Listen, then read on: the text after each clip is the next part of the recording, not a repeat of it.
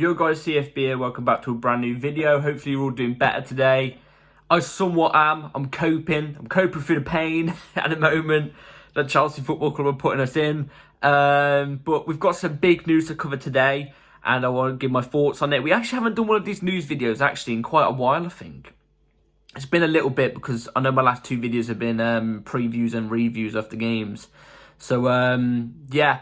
Luckily, Chelsea's next game is the Champions League against Real Madrid's second leg. And then after, I think we have a week and a day break because we then play Arsenal. No, Bournemouth, I think it is. I think it's Bournemouth. I'm not too sure. I have to check that. But before we get into the video and we get into the news, which we've got some big ones to cover today, please like, subscribe, hit the bell notification so you're notified every time we upload a video. First link in the description is also my second channel, so go and give that a check out, especially if you like Call of Duty content. Yeah, without further ado, let's get straight into this. So, we've had some big news to get through today. And the first one, I want to give my serious thoughts on this because I think, you know, this one I'm not 100% on. Even though he's in my top 5 favourite managers to take over this job, I'm going to give my thoughts on the cons. So, here we go. So, this is from Jacob Steinberg. Chelsea hold talks with Ruben Amorim. Now, look, good manager, talented manager. But now here comes the cons. So, 38, young manager, has only been managing Sporting, which obviously, like I said, he's only managed one club. He's only been a manager since 2020. So what, he's got 3 years under his belt, nearly 4. Has never managed any world-class managers. Still fairly young. You know, I just have a feeling if we appointed Ruben Amorim, even though I think he's a good manager, and maybe I'm wrong, because I don't see similar traits to him and Potter. I don't. I think they're completely different people. But I see a similar Potter situation happen at Chelsea if we got Ruben Amorim. Because I just feel like he's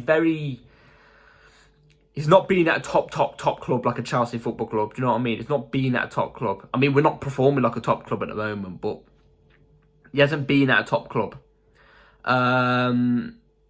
And he's never had to manage these massive egos and big name players who are going to demand, do you know what I mean, and going to have in charge of that whole dressing room, you know what I mean? It's a well-known fact at Chelsea, as soon as you lose the dressing room, it's done. It's done for you as a manager. We saw it with Potter. In my opinion, I still see it with Frank Lampard. I think he lost the dressing room yonks ago. You know what I mean? It's the same players that are here. Also, talk about the Frank Lampard thing. I heard this utter dross that apparently he's not had time to talk tactics with the players. Apparently he's been having long conversations with them to try and get used to him and stuff like that. Give over. You've been at the club for 7 days. Get the tactics going. Seriously. Do you know what I mean? You could talk to him as you're doing tactics or something like that. It's ridiculous. But yeah, Ruben Amorim, good manager.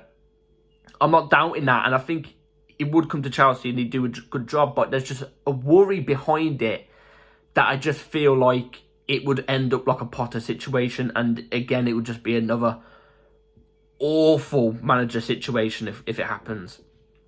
But like I said, he was 4th on my top 5 list. You know what I mean? He was 1 ahead of Zidane. Do you know what I mean? He was 1 ahead of Zidane. So, you know. So yeah, that's the first bit of news. Second bit of news here comes from Fabrizio Romano from his podcast as well. This was like a day ago. By the way, I tweeted this out on my Twitter, and I had a load of people coming back to me saying that this won't happen and stuff like that. There's no way in how we have an opportunity for this, but I think there's a bigger opportunity than people think here. So, here we go. Chelsea are tracking the situation. Napoli's Victor Osimhen is going to be a crazy fight for him in the summer. Now, we all know that we're going to go for Victor Osimhen, I think. We will try. And we all know Bowley is someone who will break the bank. By the way, my comments on Bowley yesterday was just, I think I was a bit too heated in that moment. I think Bowley, managerial-wise, his manager appointments have been appalling. But I think everything else-wise, I think he's actually done a decent job. You know what I mean? Him and Egbali and everything, they're all trying to turn the situation around at Chelsea. You can tell. And it's going to take a while, you know what I mean? It's his first year as an owner. I think I was just a bit too heated in the moment, so yeah. But we all know he will splash the cash out on Victor Osimhen. He did it with Enzo Fernandez. He's done it with a load of other players, you know what I mean? He spent over 500 million in 2 transfer windows since being at Chelsea. So he is committed to it. And to land a striker, which we desperately need. We need a striker. And we need it to work out. This is like the manager appointment for me. This is like a manager appointment. You know what I mean? Our last 2 managers, Potter, and we got obviously the Lampard as interim, but it's been crap.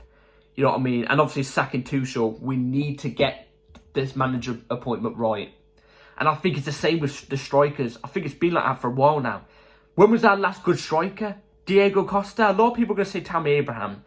Yes, he scored 14 goals in that season we had the transfer ban. Yes, it was a good season by Tammy Abraham. I don't doubt that. But he wasn't amazing. Let's be real.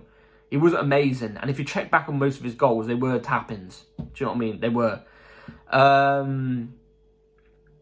But he wasn't that finished article. We saw it the season after. Do you know what I mean? He wasn't that guy. He just wasn't. We need somebody to come in and at least minimum getting 15 goals in their debut season. But from then on, keep on doing it better and better and better and better. Do you know what I mean? We need that. And Victor Osimhen, in my opinion, defines that. You know, his idol's Didier Drogba. You know, I think when he was younger, he used to support Chelsea, or he still does support Chelsea. Or he just really, really likes Chelsea, because there's many photos of him out there in Chelsea shirts, him in Chelsea shirts, and him saying that, you know, when he played on the Stamford Bridge pitch, when he played for Lille, it was like a dream come true and stuff like that. Like, he loves it.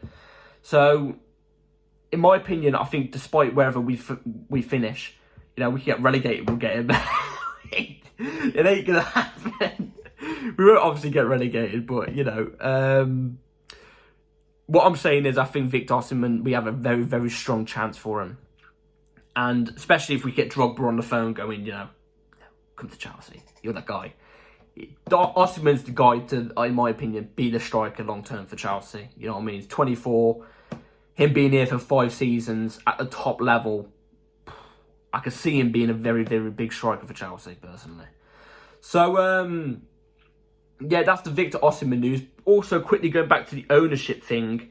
Yesterday, like I said in the video yesterday, the owners were going down to the dressing room to go and, it looks like, speak to the players and stuff like that. That's all I saw at that time. Since I made that video, after, when I went back on Twitter, apparently the owners were in the Chelsea dressing room for an hour, or I think over an hour, apparently. Like, I wonder what was being said. Nothing else has been said about it, apart from they were in there for about over an hour. So, a big chat. It was him, Egbali. It was Todd Bowley, Egbali, and Hansi Wiss. I don't know what Hansi Wiss is doing there. I think one tone of voice of him being raised, I think he's going to faint or something. I'm not going to lie. Not to be mean to the guy. But, yeah.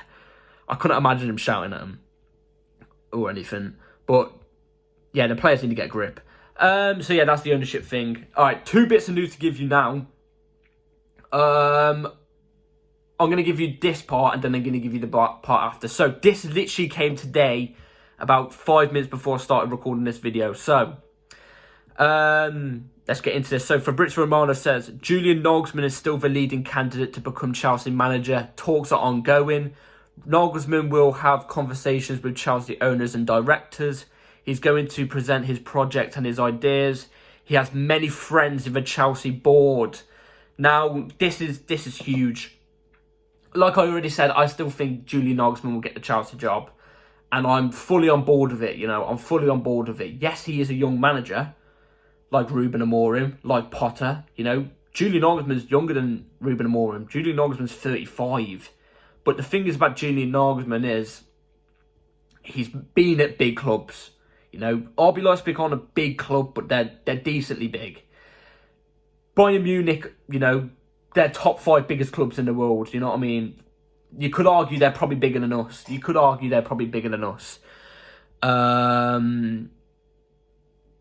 You know, he's managed big egos, managed the big names. He's won trophies. You know, he's actually been a manager for quite a while. People don't realise this. I think he's been a manager since his early 20s. You know what I mean? Like, early 20s.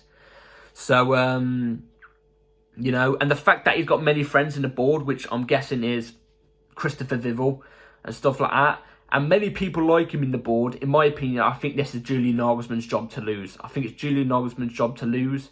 Fabrizio Romano also did say that Luis Enrique is still second favourite, but is having he's having job offers from like national teams at the moment and stuff like that.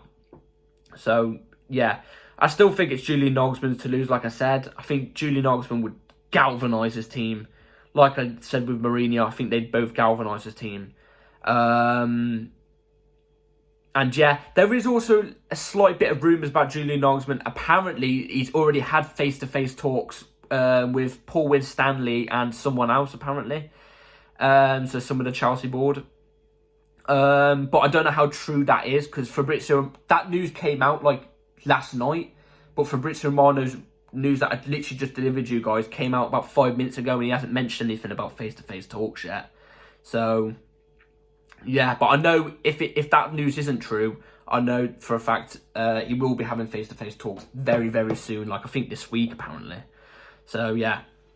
And then the Julian Nagelsmann and Enrique thing fits into this bit of news, which I think is huger than what people would actually imagine it to be. So, Simon Phillips says this: in talks with potential new managers, all candidates accept and agreed that this squad still needs a spine, a goalkeeper, a number 6 and a striker. That has pretty much been non-debatable, so those plans would still go ahead this summer. Still go on for this summer. Basically the same thing, do you know what I'm saying? So, it looks like all the people they've interviewed, so Chelsea have interviewed so far, so Ruben Amorim, Nagelsmann, Enrique, obviously Enrique and Nagelsmann mainly. Apparently, they've all agreed that Chelsea still need a goalkeeper, a number 6 and a striker. You know what I mean? So, a goalkeeper, DM and striker. That's the main three, it looks like. And it's the main three I think we should be going for in the summer. And I think we also should back that up with a backup DM. Like I've already said, we should go in this order. No, in this order. Striker, DM, backup DM, and then goalkeeper. That's in my opinion what we should do. And we should also, while we're doing all that, sell players. Without a question of a doubt. That's what we should be doing. And like I've already said, I think my options would be Victor Osimhen as the striker, Romeo Lavia as the DM. It would be Rice, but I think Rice won't come. Backup DM, I'd go Kone from Mönchengladbach. And then goalkeeper, I didn't discuss goalkeeper last time. But if we can't get Mike Maignan from AC Milan, you know, Maignan, you know what I mean? If we can't get him, which in my opinion is the dream goalkeeper. If we can't get him, I say we go and get David Raya from Brentford. That is me personally. But the managers might want people different, you know. I think not Victor Osimhen. I think Romeo Lavia is a target for Nagelsmann. Nagelsmann wanted Romeo Lavia at Bayern Munich, and Chelsea want Romeo Lavia, so I think that could potentially happen.